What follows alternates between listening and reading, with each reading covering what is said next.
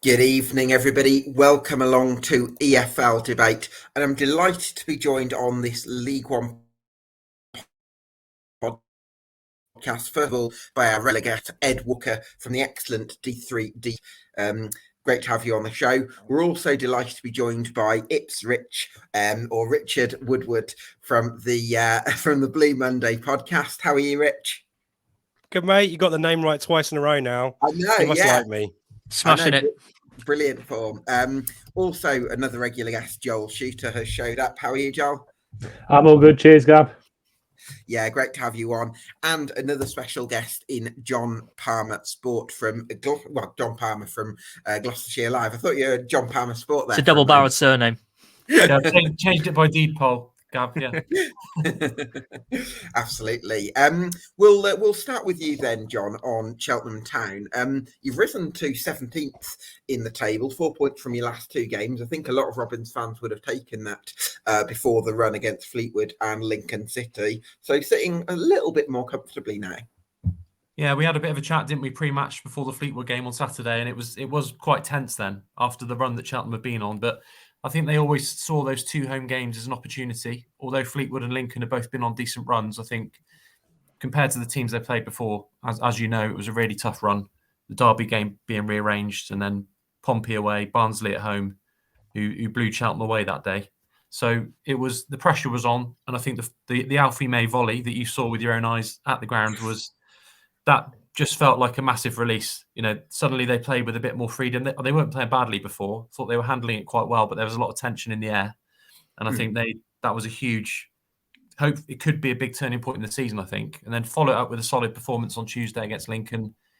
Deserved point, possibly could have won it, but Lincoln are so solid. It was a 4 points from 6. I think it's just calmed everything down a little bit. And yeah, like you said, 17th, it's looking a lot healthier now, but still with plenty of work to do. Yeah, for sure. I think back-to-back clean sheets is a huge plus as well, John. And I just want to talk to you about the energy of the front three, which would be Ryan Broom, Aidan Keener and Alfie May. How big a factor do you think that is when it comes to almost defending from the front, if you like? Well, Ryan Broom's definitely the sort of fittest player in the squad in terms of the energy, the ground that he covers. He's just non-stop. I didn't think he had a brilliant game last night. One thing he always does is runs around a lot and makes it difficult for people. Even if he's not particularly having an influence with the ball, he's worth having on there with the amount of ground that he covers and the amount of distances that he covers every game. Keener and May are showing signs of a decent partnership. I think Goodwin could be back for Saturday, could be back involved, which would be a big bonus for Wade Elliott because he's a bit taller, a bit of height, a bit of a focal point. Keener hasn't scored yet, but he's set a couple up. He looks a talent. He's still getting towards full sharpness, obviously coming in during the Irish pre-season. And, you know, we don't really need to say much more about May. He's saved Cheltenham so many times, and they're going to have a battle to hold on to him again in the summer, I think. Yeah, he's a real difference maker. I mean, coming to you, Rich, as an Ipswich Town fan, if, say, for instance, Ipswich were to stay in League One for next season, I'm playing a dangerous game by asking this question with John on the show, but, you know, is he one that you look at from the Ipswich Town perspective and say, you know, we wouldn't mind having him in the summer? I don't know. It sounds really arrogant. I'm not sure we do much recruitment. I think the biggest challenge for us would be to keep what we have because, frankly, you know, our squad is just stupid at League One level, and I think probably there are players that other teams in the Championship would cover. Leif Davis is an example there. We need to remember that. I guess George Hurst is a loan that could be renewed and extended possibly, but yeah, I mean, I'm quite keen on us strengthening from buying players from fellow League One clubs, but it doesn't appear to be the model there. But yeah, I really like Alfie May. There's Aaron Collins as well at Bristol Rovers. You know, there's maybe he goes even higher as well. So there's a lot of talent at this level, but I think it's probably retain what we have, Gab, if I'm honest. Yeah, that makes a lot of sense. I wanted to bring in Charlton Athletic fan Marcus Hoare. Good evening to you, Marcus. Evening, Gab. Yeah, thanks a lot for coming on the show. The reason I wanted to sort of bring you in a little bit on Cheltenham Town is because they probably produced one of their best performances of the season at the Valley. So just wondering what you made of the Robins that night a couple of months ago. Well, it was the last game under Ben Garner, which we kind of didn't realise at the time. the goal was an absolute gift from McGillivray, and it kind of just summed our season up. It was a completely mix and match lineup. Lucas Ness chucked in as a 21-year-old centre-half that had been on loan at Torquay. Now all of a sudden he's starting. I think Zach Mitchell started alongside him, who's a 17, 18-year-old academy product. Yeah. It just kind of sums up kind of the muddled, confused thinking that's been our entire season. Yeah, that certainly makes sense. Ed, coming to you on Cheltenham Town. I think we've come to you on them in the past, and there've been times where it's looked a little bit vulnerable for them this season. But you've always had that view that they're just doing enough to keep hovering above the drop zone and never quite get sucked in. So is that kind of as the last couple of games sort of reaffirmed? Well, I think this week's been the prime example of why I think that, because they are just capable. And yeah, it is a bit weird. I think we've had mixed opinions about Cheltenham collectively, us regulars, when it comes to talking about the relegation battle. I've always felt likewise that they're one of those who are just going to hover above safety with the quality they have in someone like Alfie May. You mentioned Aidan Keener. I've noticed Tom Bradbury's recently come into the back line as well to play with the three alongside I think it's Sean Long and Caleb Taylor, who's recently been there as well. So that's been working to their advantage too. I think quite encouraged by what I've seen with Glenn Rea, actually, who's coming to midfield as another option in there. They seem to have quite a good mix now, particularly of midfield options, and I think it's benefiting them in this relegation battle. Sorry, I don't know where promotion came from there. Sorry. I think it was when Jon Palmer. I got carried away. Yeah. Well, John mentioned how many points Cheltenham were off the playoffs at one point. Maybe that's. But I think the one sort of question mark, John, I suppose that you would have about Cheltenham is the absence of that sort of target man presence, and it does mean that you're going to rely on those sorts of balls down the channels for your Brooms, your Keeners, and your Mays to sort of run onto and make something of those. Yeah, mentioning being closer to the playoffs than the relegation. When Cheltenham beat Charlton, I think they were 10 off relegation and 6 or 7 off the playoffs, and they had to say it. There we go. Yeah, they had Ndulu that night, didn't they? At Charlton up front with May. They had, but I didn't really see him he didn't really play as a target man. Even though he was big and strong, he was, don't know, he quite often tried to play his own game, but real talent. But I think Goodwin could be a better partner for either May or Keener in terms of he's quite selfless. He can win balls in the air, can hold the ball up, and has scored goals in National League. Big step up. Injured at the moment, but close to coming back. So I think they see him as one for the future. He's only 20, he's a good age, long-term contract, like Keener. So if May does go in the summer, whether it's Ipswich or somewhere else, I'm sure Keener and Goodwin will be, and Charlie Brown also in the mix. Christian Norton's there, George Lloyd. But I think those two at the moment would probably be the partnership for next season if May was to go. Obviously, they try and bring in recruitment as well in the summer, but they wouldn't be starting from scratch. Yeah, that certainly makes sense. Joel, how do you see Cheltenham Town as a relegation candidate? Because they've improved their position this week. Do you still see them as a team that Morecambe can go and catch? Yeah, I do. But like you said, that every time it looks like they might just be slipping towards getting caught up by everybody, they seem to pull a couple of good results out of the bag, and that's what they've done this week. I mean, just looking at the league table, they're one of the team. At the moment, obviously, there are a few teams on 33 games and a few teams on 35 games. And obviously, we're one of the ones on 35 games. So are Cheltenham. So while they're 4 points ahead, you do look at that as, that is something potentially we can make up. But, after last night, after the last couple of games, you do think, it becomes a much more of a big ask. And yeah, it's interesting. It's kind of the debate between what's better at seeing you through, like having a solid defence like Cheltenham have got, or being able to score lots of goals like some of the other sides have, like we've shown in parts like Burton have done relatively consistently throughout the season. And it just looks like Cheltenham have this ability to, even after a bit of a bad run, just dig in and grind out a good couple of results with the couple of clean sheets on the bounce here. And they, like you say, they've just got that little bit of quality up front with people like Alfie May and Ryan Broom just to be able to snatch a goal from somewhere, and even if it's out of the blue, somewhat. Obviously, I've not seen the whole game, so I don't know what the chances were like. But obviously, the goal itself against Fleetwood was pretty spectacular. It was a hell of a moment for them. But yeah, there's certainly one we can catch. it's hard to say after this little run of form and to see if it'll continue and if that'll send them clear. But yeah, I think we've got to look at all the teams and just hope that there's one that drops off a little bit. Yeah, for sure.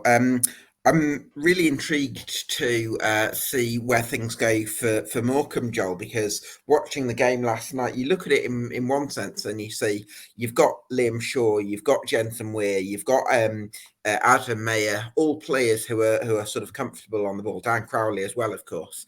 And yet, you did drop off Cambridge a lot, and maybe you could argue you showed them a bit too much respect. And I'm just wondering, you put together this great sort of pressing game plan against Bolton and managed to get a great result off the back of it. But then you go to Cambridge and, maybe feel like you might have got a little bit more. So what do you feel like, Derek? Do you feel like Derek Adams shows teams a bit too much respect when he goes away from home? I'm not really sure it's necessarily a case of what Derek's instructed the players to do at this point. Maybe against when we've been away at Ipswich and Derby, and we sat off a bit more because you kind of have to.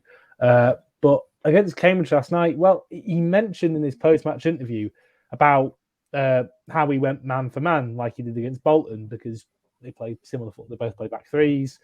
So I don't think there was necessarily much of an intention to sit off Cambridge. I think there's a couple of things. I think there's just our complete seeming lack of confidence away from home and just lack of belief and intensity that just seems to kind of drain out of us when we go away, even at smaller grounds like Cambridge, it seems, last night. And I think probably another factor last night is also Cambridge have a bit more about them to be able to just hit it long. They've got Joe Ironside, Sam Smith's a big lad who can... He's not really a target man, though, I always think, Joel. He's got a great spring Ironside. I've always felt that. I always find he feel like he loses headers. I remember when they went up their promotion season, him and Mullin, and it was Ironside all about the spring that he had. Ironside, every time I've watched Ironside players, he's just bullied our back line completely. Well, if that's the case, I think Joe Ironside, I mean, obviously we don't have a Cambridge fan on tonight, but I feel like Joe Ironside has been massively off that level this season. It feels like he's lost. I'd have to agree with that, yeah.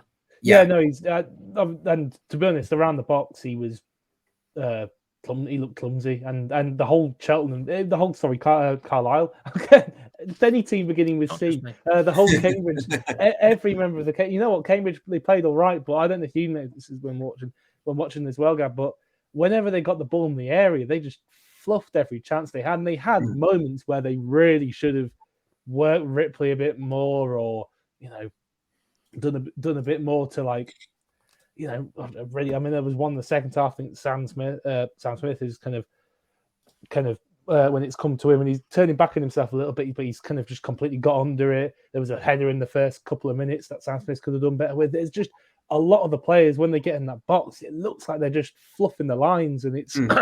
I don't know if it's positive for Cambridge that they're creating those moments, or negative that they're creating them, but at this point in the season, they just have lost all confidence. It's a bit of a dilemma there. But in terms of our performance yesterday, I think we went with a bit of wanting to go at them. But I think they have a bit more direct threat than Bolton, so they were able to bypass that bit. I think we just lose intensity when we're away at home. I don't know if the drive, maybe the players were a bit tired from Bolton. I think Jensen Weir looked absolutely shattered towards the end of the game. So maybe there was a bit of fatigue from Saturday. But yeah, I think. When we got in their final third, I thought we looked quite nice and they looked very, very vulnerable. Despite us not having very many good spells in the game, when we got in their final third, we created some pretty good chances. And then, like you say, the second half, we just dropped off. And I think they made a change and that started to outnumber us in midfield. And then they brought in Tracy and Kaya, didn't they? Yeah, I thought Tracy did really well, just picking up the ball, driving at us a bit and pinning us back a bit. And we just couldn't get out of that rut. And I'm happy with how we defend the box, obviously. And I'm glad that Cambridge just seemed to be in this rut where, despite getting an early goal, they just seem very devoid of confidence when they get in the penalty area, even though they're relatively capable of getting that to that point. But yeah, it was disappointing because, like you said, we've got so many good technical players, and just passes that aren't quite the right weight. They're a little bit too far in front of somebody. They're a little bit too far behind them. First touch just getting stuck under feet. It's like these players are better than that. You know, it's just so frustrating that sometimes the intensity just seems to be a little bit off. But yeah, hopefully we can kind of get past that curse against Shrewsbury on Saturday. But yeah, it's a bit scary. It's a tough concept, but they're good enough to. But I don't know. There just seems to be this mental block away from home. Yeah, that's really interesting.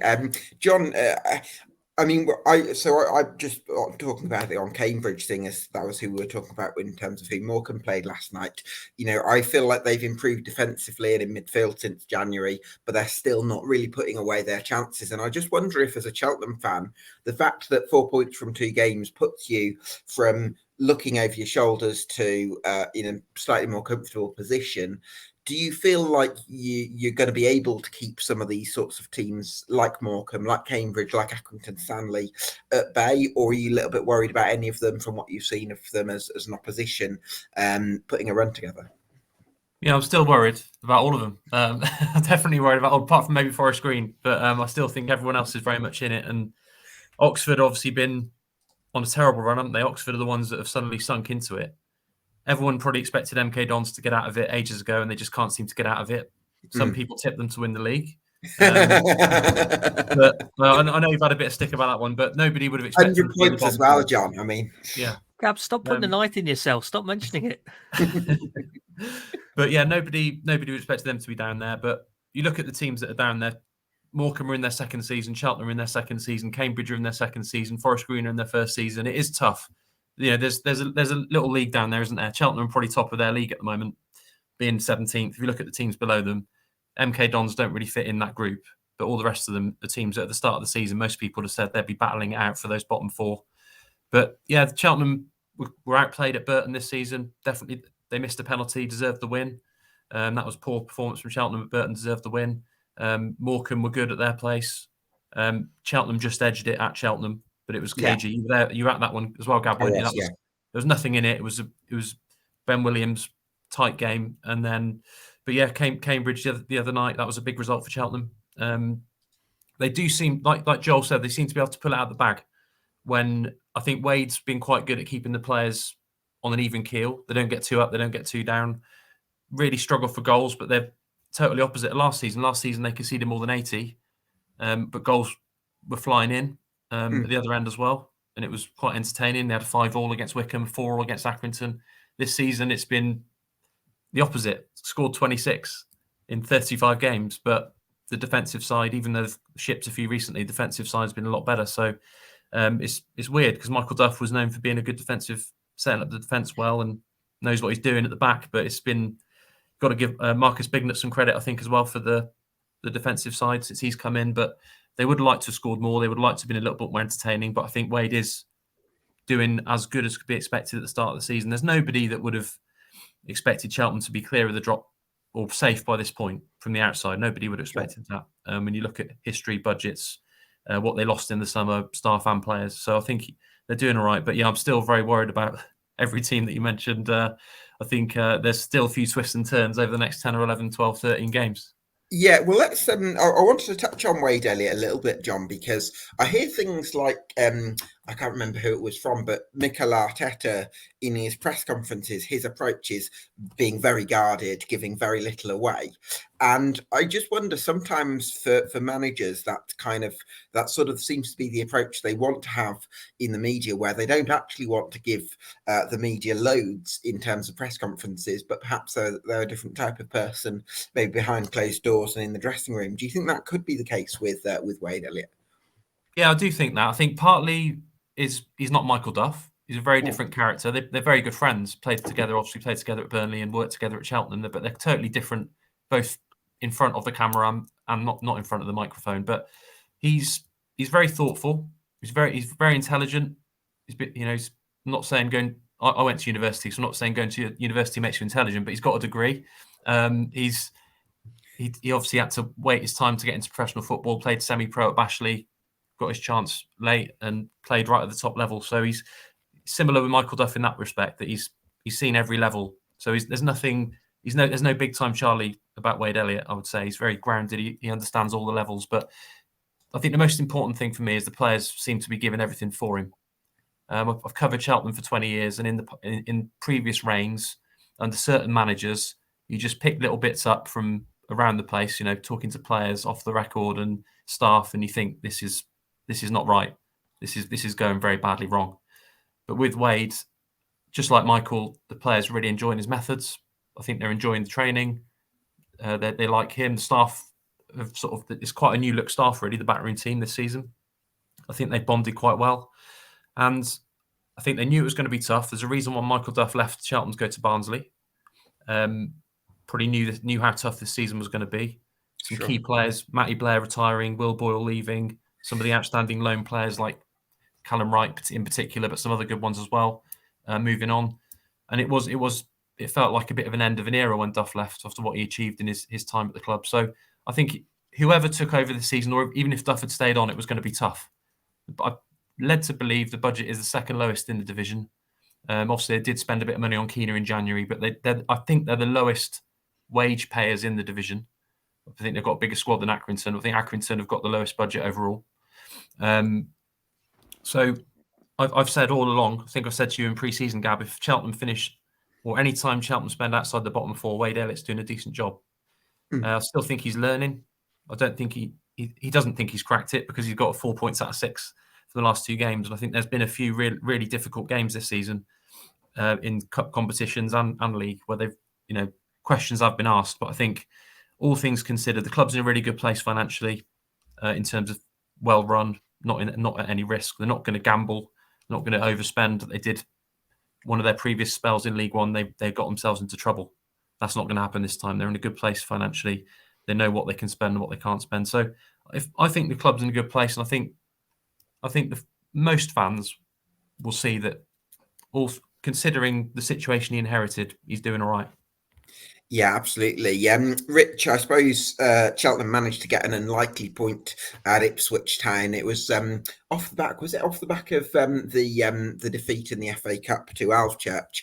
They managed to get an unlikely point with about 9 players injured or something along those lines. Just wondering what you saw from Cheltenham then that suggests they might have enough to get over the line. It's interesting that the chat about clean sheets, because I think the one thing that I took away from that game, apart from a massive, huge amount of frustration and annoyance of our 75% possession on 30 shots, was how whenever the ball dropped in the penalty area, there was a Cheltenham player there. There was a keenness to defend, as in, I enjoy this. I have a passion for getting on every single 50-50. I'll chuck my body in the way. I'll stick a head in where it's going to get kicked by someone.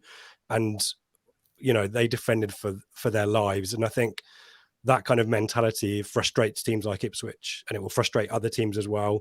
We've had challenges with a low block, and I think we've probably got through that now. But that, to me, was what set Cheltenham apart from other teams. And to be fair, we played Morecambe, we played Burton in recent weeks, Forest Green, Accrington last night. And I think it's difficult to comment on those teams in comparison to the Ipswich team that Cheltenham faced, because we were just naive, and there was other results like Fleetwood where we dominated on all the key stats apart from the only one that matters. Lincoln as well, exactly right. And so, but I think from what I saw, Cheltenham, it was, and maybe that's a legacy from the previous manager perhaps, but it was that kind of protect the goal at all costs, and I like that. But I think for all of these teams, it's the home form. All of them, I think, just need to get those points at home. If you can get an away point by being belligerent and frustrating other teams, then fantastic. But to me, it's about the wins at home. And the teams that I think, Forest Green, I think are gone. But Cambridge is 16th in the home league table. So there's points there for them to be winning to get themselves from safety. But it's clearly the away form. 30 points on the league table. 22 of them have come at home, so you can see the problem there. Maybe they need to revert to the away form, but I just think there's teams who are strong at home get their points at home. Morecambe are up there actually as well, Joel. I don't know if you're aware of that. 12th in the home league table, Morecambe. So that's where the points are, and obviously you guys are starting to play each other as well. There's a big one on Saturday, MK Cambridge, I think, isn't there? There'll be others like that. Yeah, where you've got to win, you have to win. When those marginal games, I know that from the opposite perspective, when we had opportunities to play Plymouth and Sheffield Wednesday, at home, and we only got a point. A point is useless at this stage of the season. If you want to move away, it's got to be 3. And if you're the home team, I think you've got to go for it. You've got the home advantage. And frankly, as well, Cheltenham, similar to Ipswich, similar to Morecambe, if we're nice, it's the arse end of lots of different places. It's not like it's in the Midlands. It's not like it's down in London. It's a nasty trip to make for a lot of teams. Probably less so Cheltenham, to be fair, but it's a long old drive. So you've got to just take that advantage and make it a really unpleasant experience for visiting teams. Yeah, well, hopefully Cheltenham can do that. John, I wanted to ask you from afar about the automatic promotion race in League One. What have you seen from some of the sides towards the top of the division? Because obviously Ipswich couldn't find a way past you. Plymouth Argyle, you've obviously met in the EFL Trophy. Sheffield Wednesday, I think, beat you 3-0 at Hillsborough. What have you made of the sides towards the top, and who do you think's going to get the top 2? Yeah, it's fascinating. And at the moment, I'm just looking at those playoff positions, thinking that's going to be tasty. There's 4 teams in that. If it does end up like that, which it probably looks like it's going to at the moment, but Ipswich, the Ipswich game that you were talking about there was the most one-sided game I've seen this season that Cheltenham haven't lost. It was probably almost as one-sided as the 4-0 defeat at Portsmouth, really. But that was the one where Cheltenham really rode their luck, but. Like you said, Gab, they just lost to Alvechurch and they showed a bit of guts. I think they had Raglan, Long and Freestone, who's sorely missed at the moment, but he was brilliant that day. Raglan was brilliant that day. Sean Long, they were heroic that day. But Ipswich clearly, even though they haven't beaten Cheltenham in the league yet, you could tell they're a good side. I'm sure they're better than they showed that day as well in terms of the ruthless streak. Barnsley, I'm not sure whether they're going to quite have enough time to get into the top 2, but they turned up at Cheltenham recently and just looked, you can tell Michael Duff's now got them playing how he wants them playing, and they look really good. Where they haven't got a prolific goal scorer, they're a really good all-round team. 3-5-2. Luke Thomas back's a big boost. That was his first game back, came off the bench, excellent player.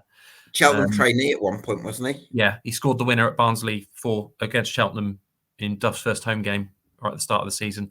Sheffield Wednesday, Cheltenham had a little go at them at Hillsborough, lost 3-0. It was 1-0 until the last 10 minutes. Bannon scored from 35 yards.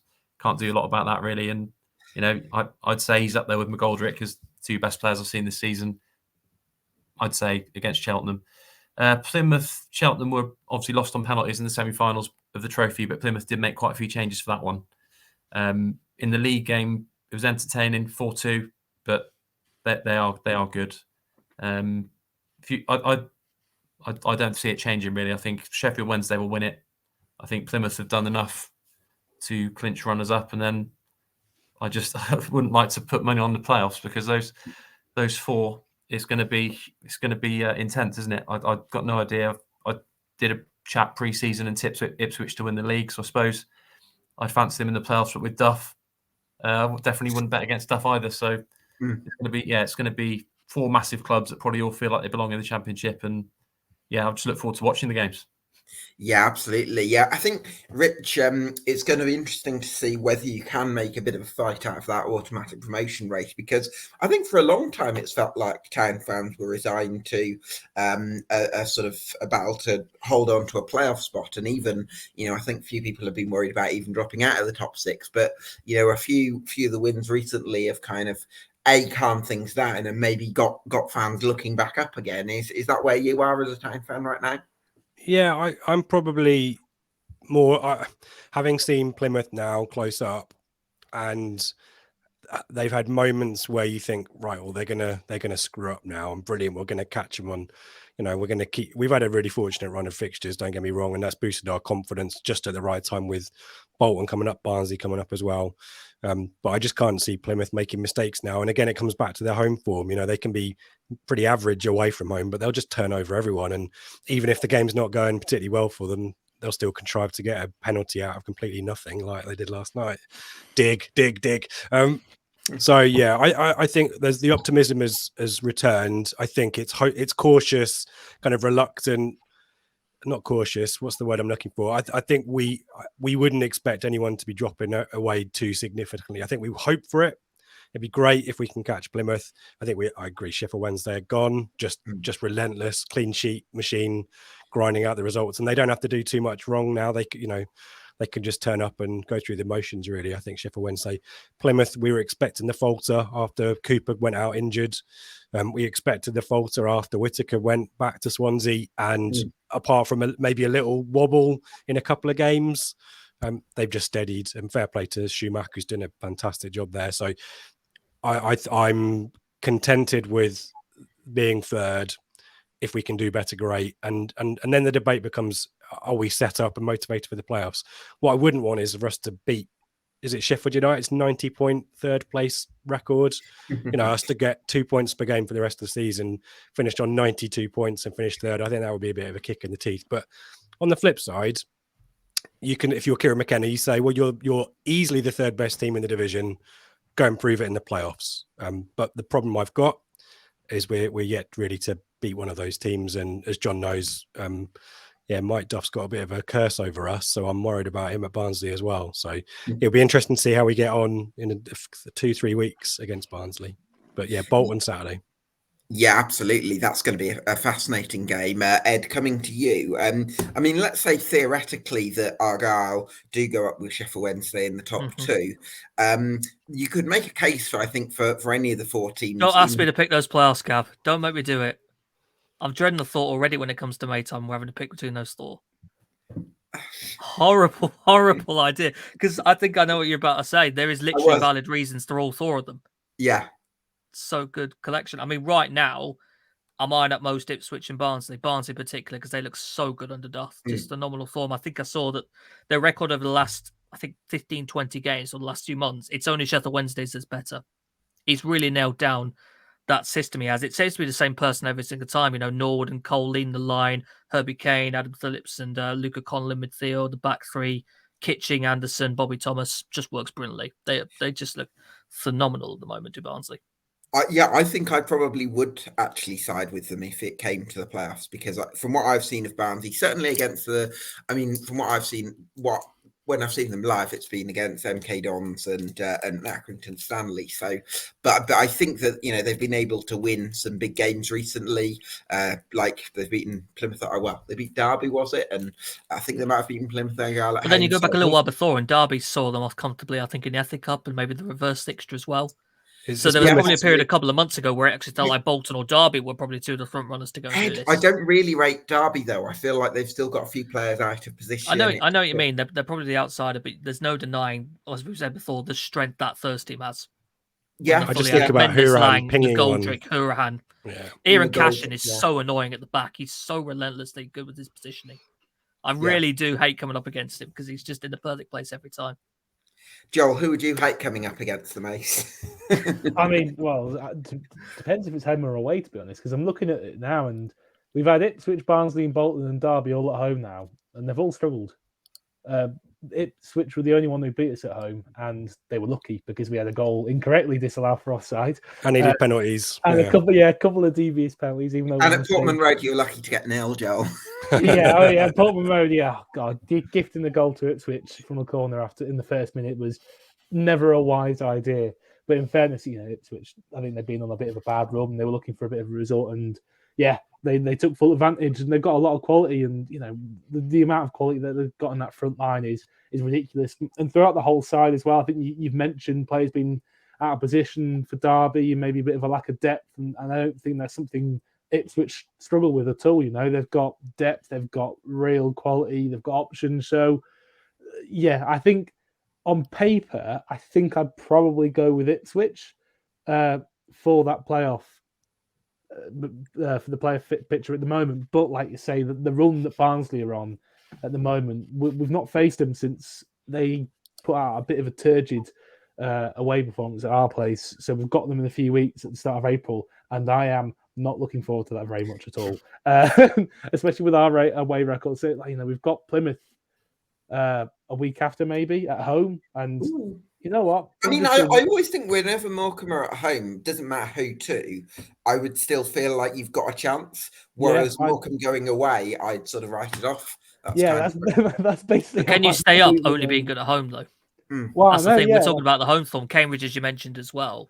that it's that away record that's probably going to hold them back. Likewise, MK and the home record. The home record's been really poor as well. I mean, it's going to be interesting when we go to MK Dons. Actually, talking of home and away records, I have just looked at the home and away form after Richard mentioned it, and we've climbed off the bottom of the away table on goal difference thanks to our point against Cambridge last night. We are now above Cambridge on goal difference in the away form. So, but yeah, I think you make something. I think with Derby, I think they've got that front end quality to absolutely blitz teams, especially in the bottom half of the table.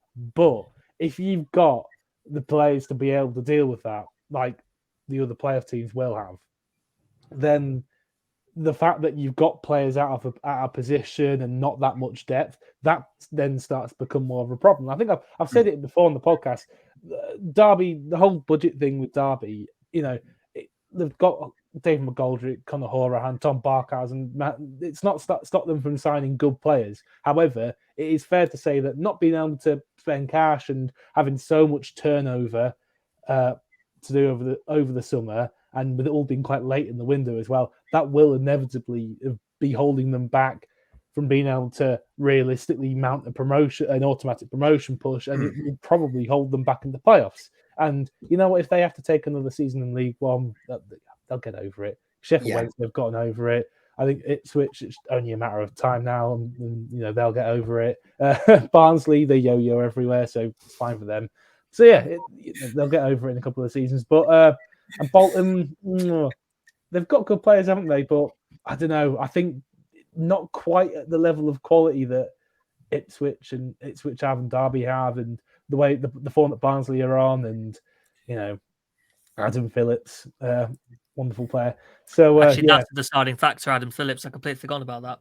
Yeah, that just steals it to me. Yeah, Barnsley. Adam Phillips. There we go. I'm sold. Barnsley going up. Okay. Well, that certainly solves that problem, doesn't it? Marcus, we want to talk to you about Charlton because it looks like you're going to try and be, well, I suppose you're going to want to be in a similar position to this next season, but there's so many, and I can almost see it. You said this to me this time last year. I know. Under Jacko, and then Jacko got sacked out of nowhere. Then we decided that we were just going to sign players from League Two and Premiership loan players.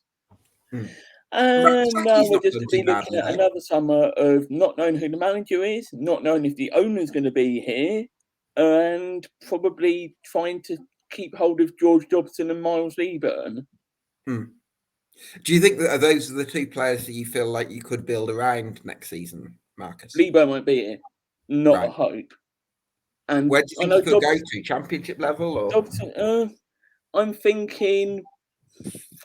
I would think top-end Championship. I wouldn't want him to go to a bottom-end Prem side like Mason Burstow, who went to Chelsea and hasn't went out on loan anywhere and is just playing under 23s football. Yeah, you stagnate. Miles needs to be playing every week. Dobson, I don't know. Is Dobbo one of those players that almost, if he's playing for you, you really appreciate what he does, but nobody else really notices him? There's a nod there from Rich actually on George Dobson. I like George Dobson. Yeah, I was at Old Trafford for the Man United game, and I thought, wow, yeah, he was doing all right. I've always kind of penciled him in as a kind of successor to Sam Morsey if we have to linger around. You've got enough players, Rich. Behave yourself. Give us a chance. Sorry, Ed. I didn't get a chance to mention as well in the playoff chat that we've got 4 players out injured who are due to come back in March and April. They are the big hitters then, Rich. They are Panucci Kemmerer, Lee Evans, Tyrese John Jules, and Dominic Ball. You see what we're having to compete with, Gab? Yeah. You see how ridiculous this is? You reckon you can just loan us one? Well, we'll figure out a way to circumvent the rules. No, we won't. Yeah. All right to the EFL. But John's got Elkan Baggott. How's he getting on? He's injured at the moment. There you go. Well, you've broken him. One game. Yeah, he's played one game. Elkan Baggott. The Gillingham fans will be up arms. I mean, he had a tough game against Barnsley, didn't he? So it's a tricky one for Elkan, because I think he did quite well at Gillingham in the first half of the season. But I think missing Lewis Freestone, who's that ball player, is always going to be a big loss. Yeah, Tom Bradbury was mentioned earlier. He his debut, well, the first time Cheltenham fans really got to see him was a 7-0 defeat at home to Exeter in the League Cup, and he wasn't the only one to have a struggle that night. But it wasn't a great start for him. But I was really pleased for him last night because he came in because Raglan's got a broken toe, Freestone's still injured. Luckily, Caleb Taylor was pass fit late on, but Bradbury came in on the left and had a really solid game. So that took a bit of the pressure off of Baggett being injured because at one point they had no left-footed wing-backs or defenders available. So, but he's a big lad, Baggett, looks quite comfortable on the ball. I think it's unfair to judge him on that Barnsley game because the whole team got shell-shocked that day. So, well, I think if I can jump in there, John, it feels like it's a theme of players maybe getting written off quite quickly, because just coming back to the Bradbury point, okay, he had a bad start, but I think Cheltenham have got to try and recruit the best good players from the National League at some of the less financially well-off clubs, because they're not going to get the best players in League Two, even if they're in League One. So they've got to try and look at it. There's been a bit of criticism of Mickey Moore, but I'm actually glad that Tom Bradbury in the last couple of games, because don't forget he came on for Caleb Taylor in the last, was it Caleb Taylor or one of the defenders in the last half an hour? I think it was Caleb Taylor. Taylor got injured, Yeah, he came out and did well against Fleetwood, done well in midweek against Lincoln, and hopefully he can start to find his feet, because that was a big adjustment stepping up 2 leagues, John.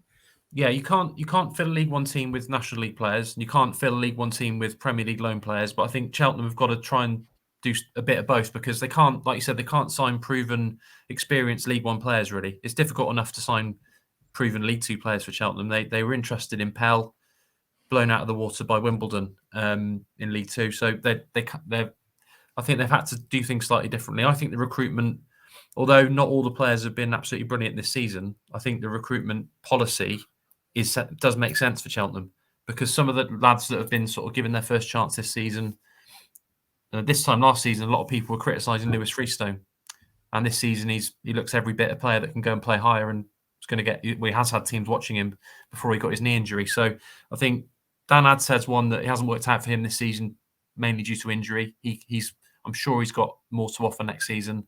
Not writing him off yet. Tom Bradbury's going to get better and better. He's adjusting. Will Goodwin, obviously from Stoke, but had been playing in the National League, 20 years old, done well in the National League. I think he's going to get better and better. So it's trying to develop their own players and maybe sell one or two on. That's what's going to help them maybe try and survive in League One. Every year they stay in there, it's probably going to get harder. It's certainly harder in the second year, because you go up to League One with a successful League Two title-winning team, and it gradually gets dismantled, and it's very difficult to replace with the wages that Cheltenham offer. It's happened before to Cheltenham. If they can stay in there again, because it's a lot younger now, hopefully they'll avoid what happened last time, where the third season was an absolute disaster last time. That's when they brought Martin Allen in, overspent, were relegated by December, probably, really, realistically. And it was an absolute shambles. So used over 50 players that season. I can't see that happening next season if Cheltenham stay up. I think they've got a bit more of there'll be a few comings and goings, of course, but I think there's a young core. And I think the recruitment over Mickey Moore's reign has actually been outstanding. Alfie May, obviously, Liam Sercombe, the loans, Callum Wright, Finn Azaz, Josh Griffiths, Luke Southwood in goal now, 13 clean sheets. I think overall the loans have been particularly impressive, but I think the polishing young players, giving them a chance, blooding them in League One, hoping they maybe a little bit more prepared for it next season is quite a sensible way to go about it, really. Yeah, absolutely. Coming back to you, Marcus, I suppose Charlton haven't always gone about things sensibly, have they? Yeah, but but I do want to ask you that Dean Holden has been linked with the Oxford United job, and I suppose that would be a bit of a red flag to me, because it wouldn't be an easy thing to sort of jump ship, I suppose, in season. And he must, if this is true, we don't know if it is true, but if it is, it's a little bit of a damning indictment of Charlton that Oxford, who are one of the most out of form teams in the league and probably a smaller club on paper than Charlton Athletic, are actually the more appealing proposition. It just sums up Thomas Sandgaard's ownership. At the end of the day, that's what it is. It's bad ownership, and someone that thought he could come in, blow the entire league out the water. Every player he's brought in for a fee has been ropey or isn't at the club anymore. It's just been bad ownership after bad ownership decision after bad ownership decision. There's no real coherent plan. January recruitment has been appalling. Brought in Macaulay Bonne, who seems to spend more time offside than doing anything else. Matt Penny's been bombed out already. Who else have been? Can't remember. Yeah, but the rest of the loan signings, other than Jez Vatsaki, who looks like a championship player, and that's really it. Haven't scored for 7.5 hours. Even though I know we've played the top 3 or 4 recently, but there's no. It's just dead.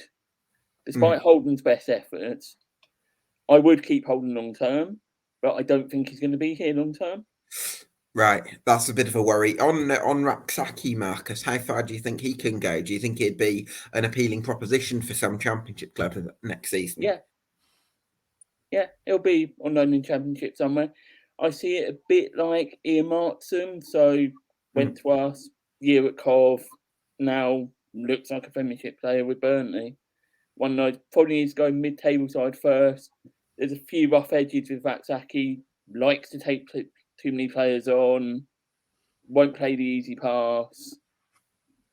So probably a season somewhere in the middle of the Championship where there's not loads of pressure on him. QPR? Yeah, that kind of option. QPR maybe? Yeah. Something like that.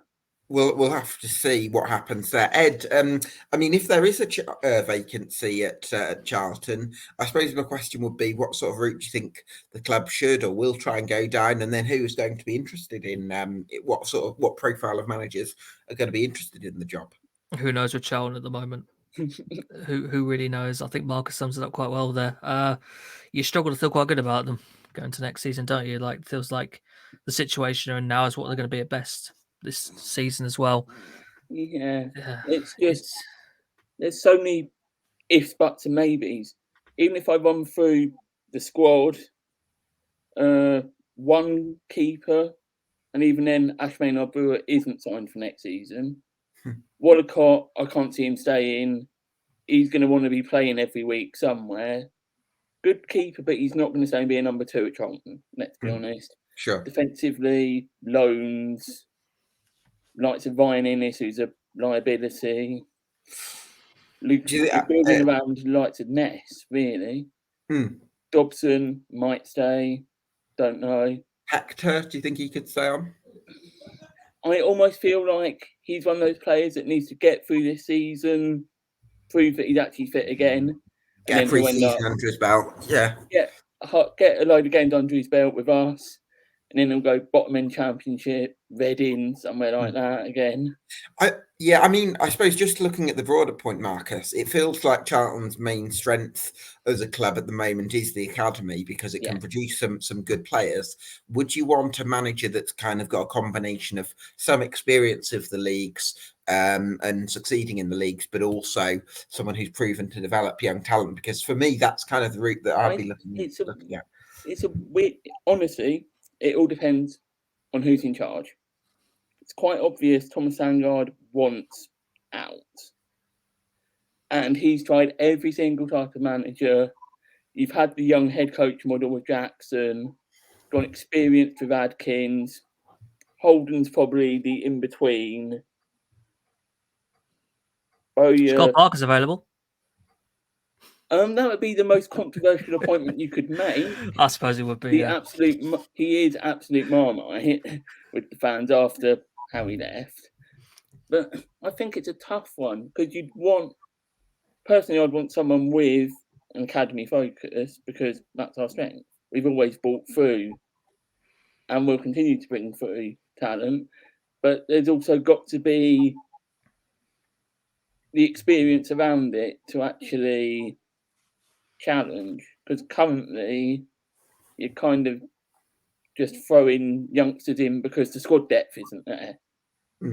So currently we've got strikers are nowhere near it. Leeburn, and it'll be Leeburn and Daniel Carney probably for most of the rest of the season. Daniel who, sorry? Daniel Carney is a new name. 18-year-old academy striker who scored bucket loads at academy level.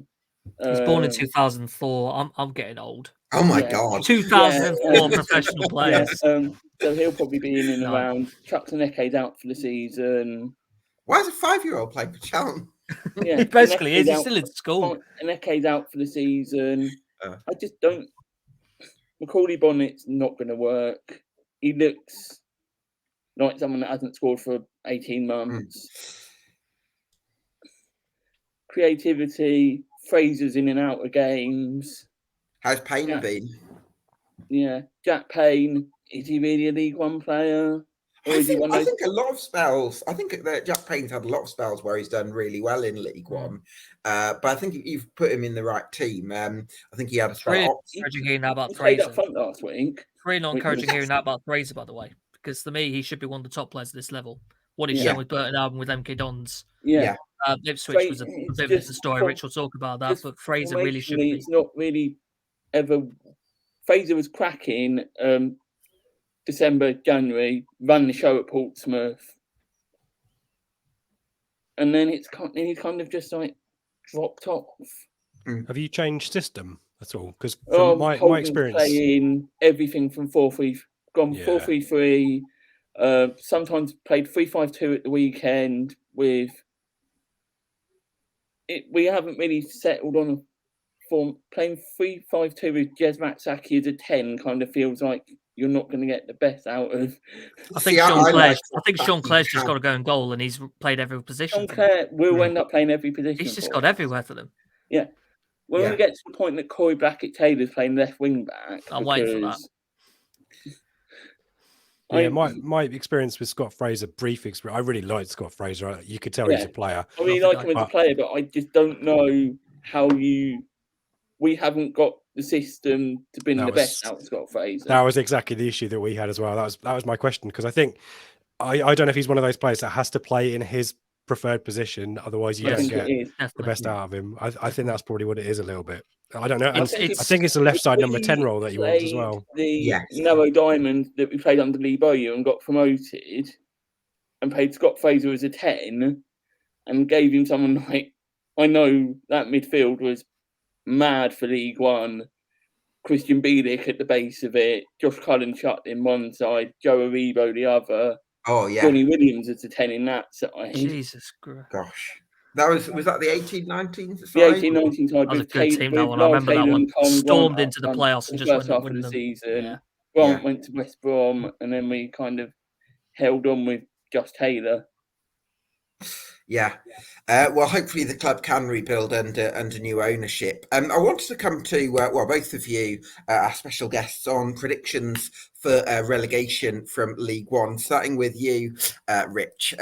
Who would be your 4 teams to go down? If we assume Forest Green are gone, I can get the table up now. I mean, you're looking at Morecambe are down there, obviously, Accrington Stanley, MK Dons, Cambridge, Burton and Oxford and Cheltenham, I suppose, would be the 7 that are kind of vying to avoid those 3 spots. How are you looking at it, Rich? So I went to MK a couple of weeks ago. We probably should have beaten them by more than 1 goal. We've spoken about them a few times, Gab, for obvious reasons this season, and I've been waiting for the form to suddenly, skyrocket and away they go to safety, and it just doesn't happen. And so to me, I think they're in trouble, big trouble, and I'd have them in. I can't see how anything changes there. So that would be my thought. Again, with Cambridge, I look at Cambridge and think, well, Mark Bonner had such a great season last season with them, 15th, I think it was. Got really good players there as well. It's a really horrible place to go and play football, as we know. But they just aren't turning it around either. I think there's a couple of wins sprinkled in their recent games, but otherwise it's just pretty consistent. That away form that we talked about as well, they're not getting any favours there. So I'm worrying about Cambridge. And then I'm kind of looking at the rest of them, and man, Oxford need to get a manager in pretty damn quick, because They are not out of it by any means right now. And they've got a good squad, though, I think. They've got a good squad, but they've lost their last 4, Gab. And I think they got nothing Derby up on top the of the minute, weekend. Gab. So Carl Joseph, do you not think he can come good? I don't think he's fit to play at the minute. He's not really done much, I don't think. He's only pulled up trees. The decision to get rid of Matty Taylor just looks weird by the day, especially with Bulldog getting injured as well.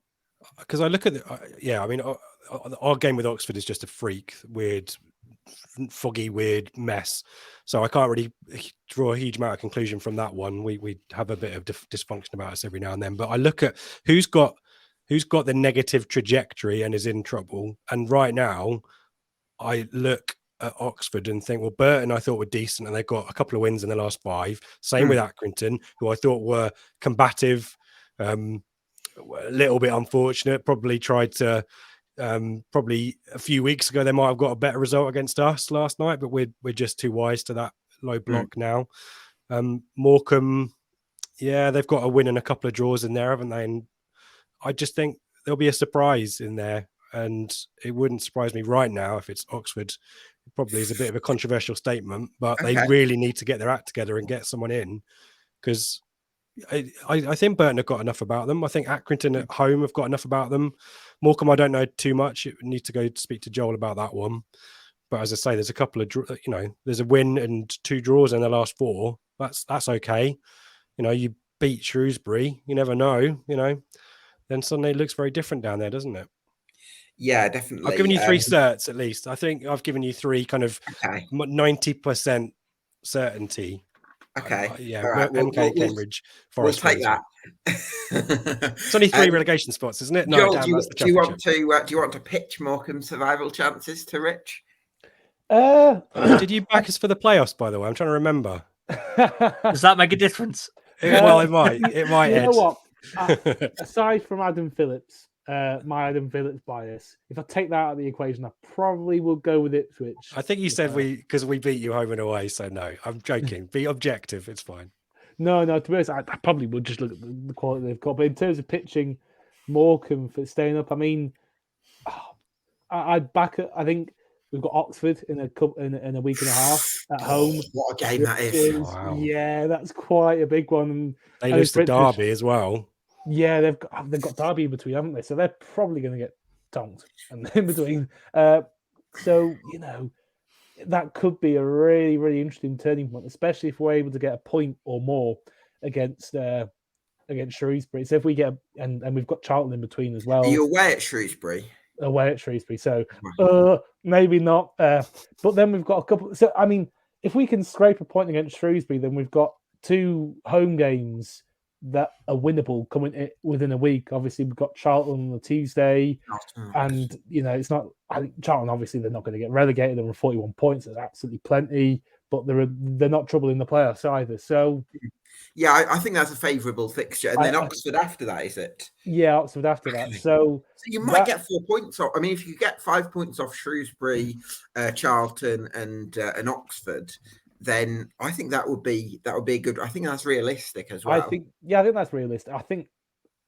in all likelihood, I think it's more likely that we get 6, to be honest, and we lose away at Shrewsbury, and then we get the 2 home wins, and obviously that's more advantageous. But 5 plus points, 5 plus points, I think is definitely achievable. And those 2 home games, they're winnable ones, and the Oxford one is particularly important. We've turned up at home when we've needed to. I look back to the turn of the year when we had Accrington and Burton and Cheltenham, and we switched it on for that. And if we're able to do the same in these couple of home games against Charlton and Oxford, then that really puts us right back in the picture. Yeah, for sure. How's that made you feel about Morecambe then, Rich? Would you? Fixture, that home fixture, that's a huge one, isn't it? I think reflecting on Oxford as well. I mean, the thing for them is their goal difference is far superior to everyone around and below them, and that might come into play at some point. But yeah, I think that you guys, I think Ed was saying, the quality, or maybe it was you, Gab, the quality of the squad is there. You get the new manager bounce, and probably they end up being 14th, don't they? Something like that. But you just think, as I say, looking at the form right now, I think Morecambe's home form crucial. Accrington don't score enough goals, but just grind them out, don't they? It's going to be really tight, and Burton scored too many goals to, I think, they'll probably win more than they get the points they need. I think I was quite impressed with Burton last weekend. I think they made a real good go of it. And Hamish throws the balls into the box. They're direct. You weren't one of those getting wound up with how long he took, were you? He was playing at left wing back, Gab, and so a throw in's one on the right, and he just struts his way over to the other side to take the throw. And the co-op stand, it's the co-op stand opposite the Cobbold, isn't it? The Magnus stand, the Magnus stand. They were going mad every single time he went over there. If you're an Ipswich Town fan getting annoyed at Burton Albion taking a long time over a throw-in, you've got Ipswich Town have resources that dwarf those of Burton, if that's the right way round. So you shouldn't be getting angry. They should be able to deal with Burton trying every. We've got a job to do. They went on 4-0. League One refs are crap. So once we got the goal, Gab, it didn't matter. You know what I mean? But when it's 0-0 and our fans are overly worried about low block, Cheltenham, John, the amount of therapy our fans need after the draw. Boring Cheltenham, isn't it? Yeah. It won't. It's those scars run deep, Gab. That's why. But yeah, if the Ipswich fans got over the 4-4 at the Valley with honestly 4 goals in injury time. You joke, Marcus. That derailed our season so far. I think that had massive psychological consequences. That game really do. Just the weirdest game. Like a 1 in a 10-year job. How good has this season been? How many brilliant games have there been? So much entertainment. Yeah, for a neutral, I'm sure that was great. For a Charlton fan, even better. Oh, I hope you stayed to the end, though. I know Charlton fans who left. Oh God. Ed, what's the Charlton Loan Brigade looks like that rocked up on deadline day? We've only been able to see about half of them. I wasn't very encouraged when you said earlier about McGillivray gifting a goal. That didn't feel a lot. He did look amazing against us. No, but he's an upgrown Garrett. I'm very confident of that. It's nice to keep it gives me some confidence. Kirk's had a brilliant impact, and I always hoped he would be because I can't believe we've got him. If you told me when he was a Crew and ended up at Burton, I'd have been lost for words. As a player, and I don't get why it hasn't worked. I just don't get it. I just wonder if you've not been playing the right systems through him. I think he's a very specific kind of player. It's a Scott Fraser thing, really. When we signed Kirk, I thought, right, you've got a front three of Charlie Kirk, Jayden Stockley, Blackett Taylor, or Jaisimi. And I thought, that's pretty handy for League One. And then it just never... But it's about the synergy and the sort of cohesion of the system. The thing is with Kirk, with us, he never had a Pickering type. Yeah. Well, I thought he had that with Charles Claydon at one point. I think away at Wycombe. Claydon went out and loaned. Claydon's out and loaned at Bromley now or something. Yeah, I suppose so. Anyway, we do have to wrap things up shortly. But before I let you go, I do want to ask you, John, if Cheltenham do stay up, who do you think will be the 4 to go down? Well, I'll keep it quite brief, Gab. My logic is I've got nothing against them as clubs, but I want Oxford and MK Dons to go down because I don't think they'll be as bad next season. They've got the financial clout, whereas I like to see the little clubs, the so-called little clubs. So I love going to Morecambe. I'm not just saying it because Joel's in here. I'd always make a weekend of it. I'd miss my trip to Morecambe if they went down and Cheltenham stayed up. I think I'm going to go with the current bottom 3. I've got nothing against Cambridge either, but I think they've given themselves too much to do, and I think Oxford will agree with Rich. I think Rich, did you say Oxford might look at the recent form and? Even if they get a manager that gives them a bit of a lift, I think Coleman and Adams just know how to get those teams over the line. They've had success there in the past. They galvanise. They're tough. I think Burton are good enough, definitely. I think Cheltenham, and I think we might have been having a very different conversation if we were chatting last week, but I think Cheltenham are just going to have enough to get over the line, and that'll be a good achievement. So, yeah, I'm going to go Forest Green, Cambridge, MK, and the real shot want to be Oxford dropping in. But if they do survive, I'm sure they'll be in the top half next season because the resources and some of the players they've got, they should nowhere near it, really. What a weird thing to think, guys, that if we'd known this in the summer, having seen MK finish 3rd and Oxford just outside the playoffs, and now to be predicting them possibly to be relegated from League One, what a crazy season. Yeah, having mental, yeah. Marcus, who would your 4 be for League One relegation? I'd have to agree with John, really. I don't see MK getting out of it. Brought in a couple of wingers that I've seen a lot of that flattered to deceive. John Lecco, if he could stay fit, maybe. But he's a 1 game in 10 player. Study Kai the same. And then Oxford, I don't understand the Taylor thing on deadline day. What on earth was that all about? I think that's probably going to send them down. Yeah. Even if they did go and come and nick Dino, is Holden with 10 games really going to have 10 or 12 games? I think if they were to approach Dean Holden, I think he would keep them up, because I think the change of manager can have a different momentum. I think they played quite well at Lincoln last time. I think they have, if they want to get out of it, they've got to go for someone experienced that knows the league. This isn't the time. I know your piece, you mentioned the guy from Mumbai City, is it? Yes, in the ISL that's been quite heavily linked. I'm just like, what, with 12 games to go, if you're wanting to try and stay up, you're not appointing managers from the ISL to try and keep you up. Yeah, I suppose they want to try and see if they can build something longer term. But I can definitely see your point. Listen, gents, that's about all we have time for this evening. Thank you so much for your time. I really appreciate it. Thanks as always to our regular guests, Ed Walker from the excellent D3D4 Football podcast and Joel Tutor from the wonderful Shrimps Trust podcast. I'd also like to thank our special guests, Richard Woodward from Blue Monday, Charlton fan Marcus Hoare, and Jon Palmer from Gloucestershire Live. This has been EFL Debate, the League One podcast. We'll see you again next time.